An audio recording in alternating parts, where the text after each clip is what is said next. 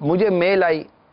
اب میل میں ایک بات لکھی تھی، تو یہ جو اس طرح کے جو سوشل ویب سائٹ یوز کرتے ہیں اس کے متعلق لکھا تھا کہ کسی گھر کے اندر اسی طرح کا نظام ہوگا اور فیملی ہوتی ہے، ماں باپ بھائی بہن، گھر میں بچے وغیرہ سب رہ رہے ہوتے ہیں. تو میں پہلے ہی برس کو چاہوں گا، ہمارے گھروں میں وائی فائی سسٹم جو لگے ہوئے ہیں، وائی فائی سسٹم نے یوں سمجھے کہ ہر کمرے میں ایک کیبل دے دیا ہے، بلکہ اس سے بھی زیادہ دے دیا ہے. اور آپ کا بچہ، آپ کی بچی جو بھی ہیں وہ نیٹ کے ذریعے، آپ کے وائی فائی سسٹم کے ذریعے جو چاہیں کمرے میں بیٹھ کر سکتے. اتنے میرے ٹی وی کی ضرورت نہیں پڑتی، چھوٹا سا موبائل ہی رضائی کے اندر لے کر بیٹھ جانا کافی ہوتا ہے.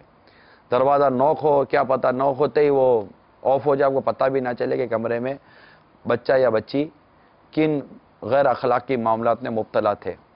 خیر، تو گھر میں نیٹ آیا، اس طرح وائی فائی سسٹم آیا، سوشل ویب سائٹس جن کا میں نام لینا پسند نہیں کر رہا، ان کے وہ عادی بنے.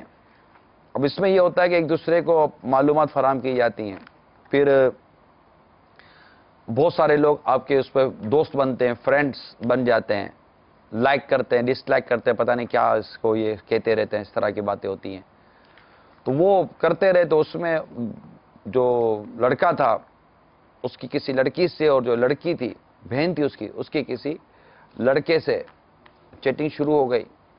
کچھ عرصے تک چیٹنگ ہوتی رہی. یعنی چیٹنگ سے مراد ایک دوسرے کو جیسے کہ ایس ایم ایس ہم جیسے کرتے ہیں نا، تو یہ نیٹ کے ذریعے ایک دوسرے کو پیغام رسانی لکھ کر رہے تھے. میں یوں تو تم یوں، تو تم یوں تو میں یوں، تم یوں تو تم یوں. وہ ادھر بھیج رہا ہے، وہ ادھر بھیج رہا ہے، ادھر بھیج رہا ہے. رات نکلنے میں دیر نہیں لگتی. خیر، کئی دن تک یہ سلسلہ چلتا رہا. آخر ان دونوں نے یہ مطلب وہ ہوا کہ کہیں ملتے ہیں، کب تک یہ لکھ کر گزارا کرتے رہیں گے.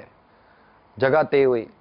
جب جگہ طے ہوئی اور پہنچے، تو پہنچتے ہی دونوں ایک دوسرے کو دیکھتے رہ گئے کہ یہ کوئی اور نہیں، وہی دو سگے بھائی بہن تھے جو ایک ہی کمرے میں رہا کرتے تھے.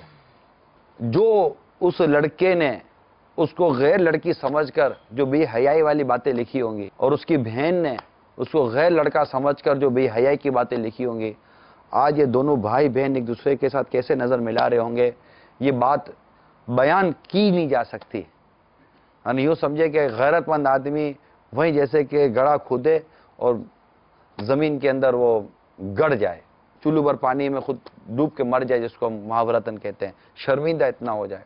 تو یہ ایک سمجھے کہ عبرتناک خبر تھی جو اس سوشل ویب سائٹس کی تباہ کاری کے ذریعے مجھ تک پہنچی.